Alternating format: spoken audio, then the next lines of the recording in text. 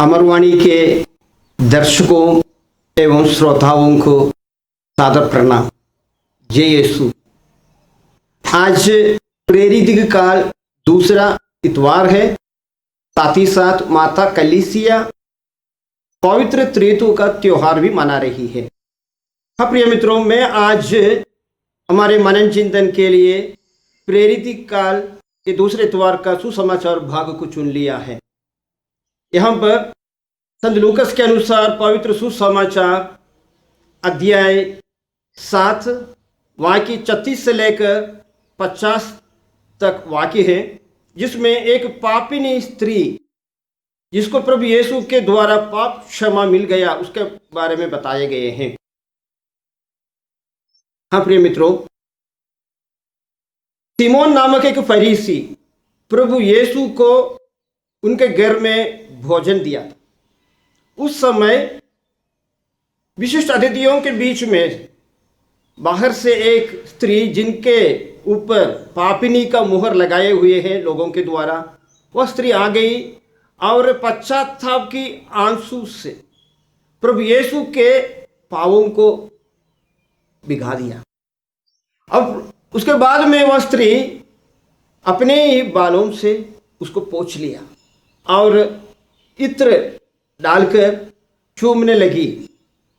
इतने में जो फरीसी यानी जो धार्मिकता के ऊपर घमंड करने वाले होते हैं,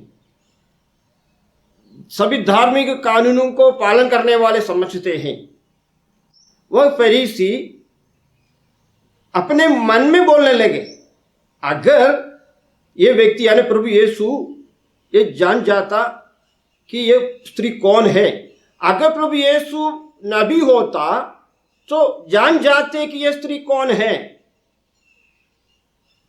प्रभु यीशु वहां पर केवल एक नबी का ही नहीं बल्कि ईश्वर के पुत्र होने का प्रमाण दिया। जैसे आज हम लोग पवित्र त्रित्व का त्योहार मना रहे हैं, इस अवसर पर प्रभु यीशु ईश्वर का पुत्र है, वो पाप क्षमा कर सकते हैं। सबसे पहले उनके मन की बातों को जानना ही एक प्रकार से प्रभु यीशु का एक नबी होने का प्रमाण है। और उसके बाद में प्रभु यीशु उनको जवाब दिया। उनके संवाद में प्रभु यीशु ने स्थापित किया कि इनके बहुत सारे पापों को क्षमा हो गए हैं। और प्रभु यीशु स्त्री से कहा, तुम्हारे पाप क्षमा हो गए हैं। आखिर में प्रभु यीशु उनको आशीर्वाद दिया।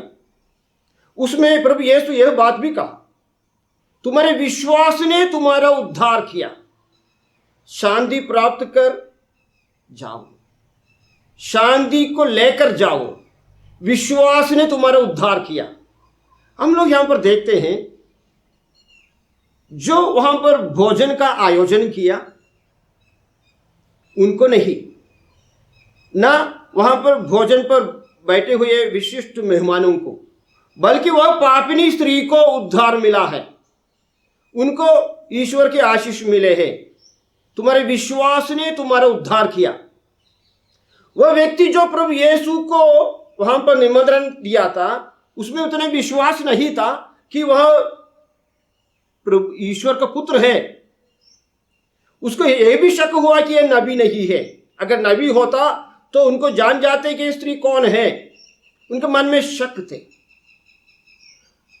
हाँ, हम लोग कई बार ऐसे देखते होंगे, बड़े बड़े आयोजन करने वाले, त्योहार का स्पॉन्सर करने वाले, बड़े बड़े करिश्माटिक कन्वेंशन को स्पॉन्सर करने वाले, बड़ा बड़ा बैज लगाकर घूमने वाले गिरजा के अंदर कभी कभी नहीं पहुंचते हैं, प्रवचन को नहीं सुनते हैं, मिस्सा बलिदान में भी भाग लेने के लिए उनके पास समय नहीं होता है, क्योंकि वे बहुत व्यस्त रहता है।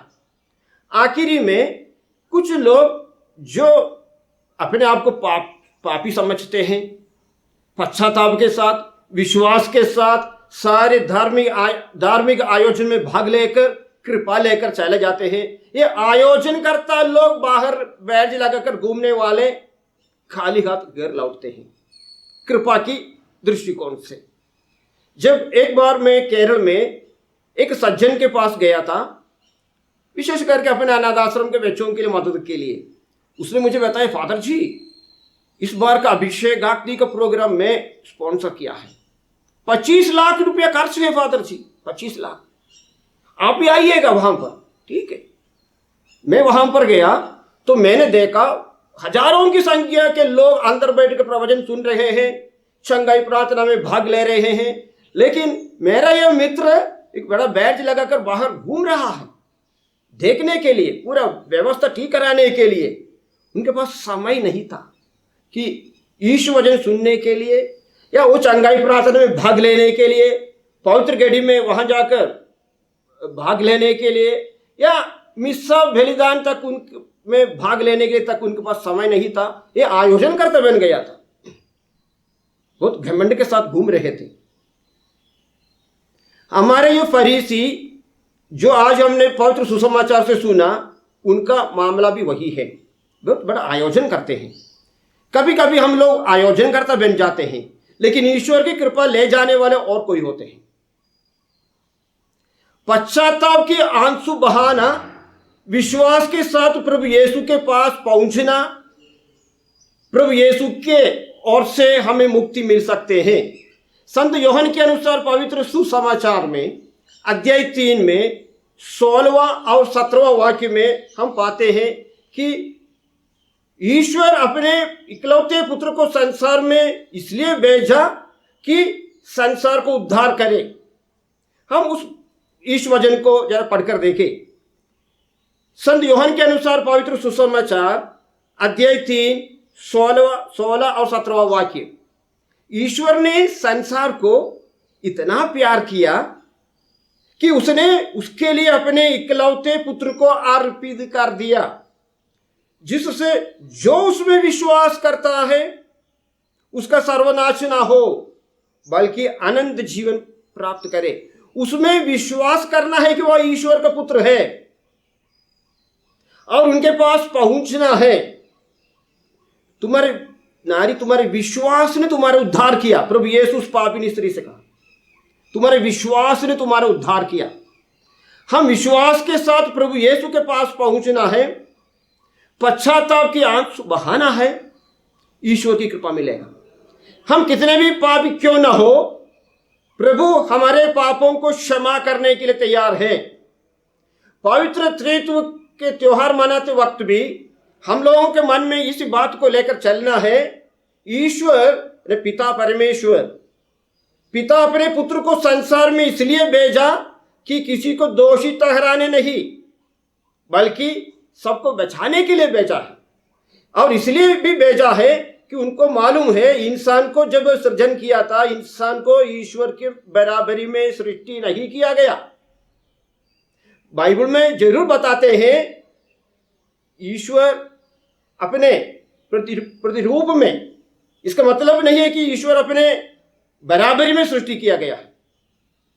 इंसान में कमजोरियां हैं, हमें इस बात को स्वीकार करना होगा कि मैं ईश्वर नहीं हूं, मैं एक इंसान हूं और मेरे साथ में रहने वाले वे भी इंसान हैं। अगर मुझसे गलती हो सकता है, दूसरे से भी गलती हो सकता है। दूसरों के ऊपर उंगली नहीं लगाना चाहिए। इसलिए प्रभु यीशु जब पापिनी स्त्री, जो व्यभिचारिणी स्त्री प्रभु यीशु के पास लोग लेकर आए, तो जब लोग चाह रहे थे कि प्रभु यीशु उनको सजा दे, वे पत्थर मारने का प्रथा है जो ऐसा व्यभिचार में पकड़े गए लोगों के ऊपर। तो प्रभु ने उन लोगों से कहा, तुम में जो निष्पाप हो वो पहला पत्थर मारे। यानी अगर हम लोग इंसान हैं तो हम लोग पापी हैं। अगर हम लोग इंसान हैं तो हम लोग पापी हैं। हमें से कोई भी यह दावा करे कि मैं पाप कभी नहीं किया, तो उनको हमें बोलना होगा वो इंसान नहीं है, ईश्वर है। प्रभु यीशु के दृष्टिकोण से सारे इंसान पाप करने लायक है। इंसान को ईश्वर के बराबरी में सृष्टि नहीं किया गया। इस बात को हम लोगों को मान लेना पड़ेगा, स्वीकार करना होगा कि मैं एक इंसान हूं। विश्वास के साथ प्रभु के पास पहुंचना है, वो पुत्र यीशु के पुत्र ईश्वर के पास पहुंचना है और हमें पश्चाताप की आंसू बहाना है। वह मुक्ति हम लोगों को अपने जीवन में लेना है, जैसे वो पापिनी स्त्री किया था। हाँ प्रिय मित्रों, हम अपने जीवन को जांच करके देखें कि हम आज के सुसमाचार में दर्शाए गए उन लोगों के किसके तरफ है। पापिनी स्त्री के समान है जो पश्चाताप किया, पश्चाताप के आंसू बहाकर विश्वास के साथ प्रभु के पास आए हैं, या उस फरीसी के समान है जो घमंड करते हैं, दूसरों पर उंगली लगाने वाले हैं, या उस अन्य विशिष्ट अतिथियों के समान है जो वहां बैठकर प्रभु यीशु की चुगली कर रहे थे, प्रभु यीशु को दोषी डाल रहे थे। ये कौन है पाप क्षमा करने वाले?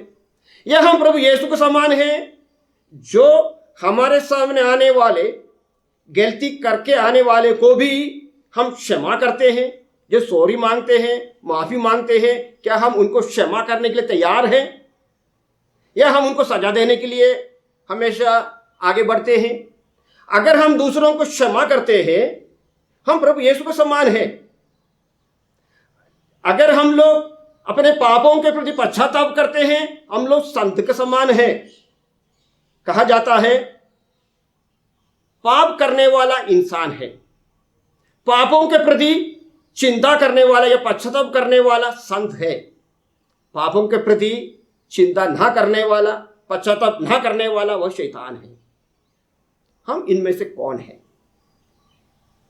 हम अब प्रार्थना करेंगे।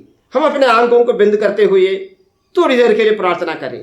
हे प्रभु यीशु, आपने आज के इस पवित्र सुसमाचार द्वारा हम लोगों को यह सीख दिया है कि पश्चाताप के साथ और विश्वास के साथ आपके पास आना है।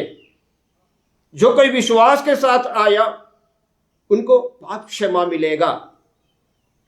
जैसे पापिनी स्त्री पश्चाताप की आंसू बहाकर आपके पास पहुंच गई और आपने कहा तुम्हारे पाप क्षमा हो गए हैं, तुम्हारे विश्वास ने तुम्हारा उद्धार किया है, शांति प्राप्त कर घर जाओ। हे प्रभु यीशु, हम भी विश्वास के साथ पश्चाताप की आंसू बहाकर आपके पास आए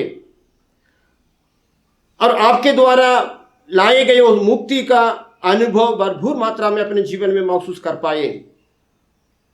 और हम भी सुने कि आपके द्वारा वह आशीष की वचन, तुम्हारे विश्वास ने तुम्हारा उद्धार किया, शांति प्राप्त कर घर जाओ। आमीन। जय यीशु।